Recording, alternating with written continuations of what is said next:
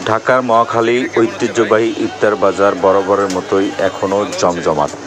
ঐতিহ্যবাহী এবং সুস্বাদু ইফতার সামগ্রী কিনতে সেখানে ভিড় করছেন ঢাকা এবং ঢাকার আশেপাশের বিভিন্ন এলাকা থেকে ছুটে আসা সাধারণ মানুষ।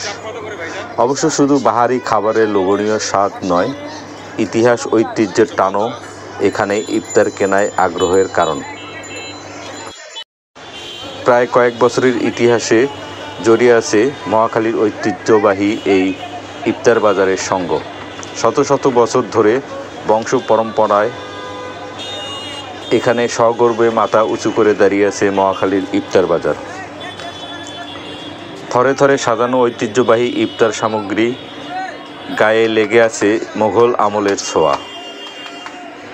ফলে শুধু স্বাদ নয়, ইতিহাসের টানেই এখানে বেশিরভাগ মানুষ ইফতার কিনতে আসেন বলে জানান ক্রেতা বিক্রেতারা।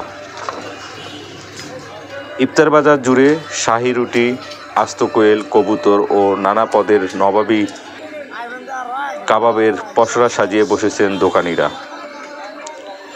ঐতিহ্যবাহী এসব খাবারের স্বাদে গন্ধে তুলনা নেই, এমনটাই জানিয়েছেন ক্রেতা বিক্রেতারা। বরাবরের মতোই এবারও আকর্ষণের মূল কেন্দ্র বড় বাপের পোলায় খায়। এই খাবারের লোভে বন্ধুবান্ধবদের নিয়ে ছুটে আসেন দূর দূরান্ত থেকে মহাখালী ঐতিহ্যবাহী ঘরোয়া হোটেলের সামনে।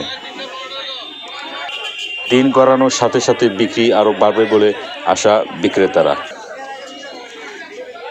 মহাখালী ঘরোয়া হোটেলের নানান মুখরোচক খাবার সবার মন জয় করেছে। রোজাদারদের প্রাণ শান্তি এবং বাহারি সব নবাবী শরবত এই ঘরোয়া হোটেলের সামনে পাওয়া যায়। যারা আমার চ্যানেলটি নতুন তারা অবশ্যই চ্যানেলটি সাবস্ক্রাইব করবেন, আমার পাশে থাকবেন, আমাকে সাপোর্ট দেবেন। ধন্যবাদ।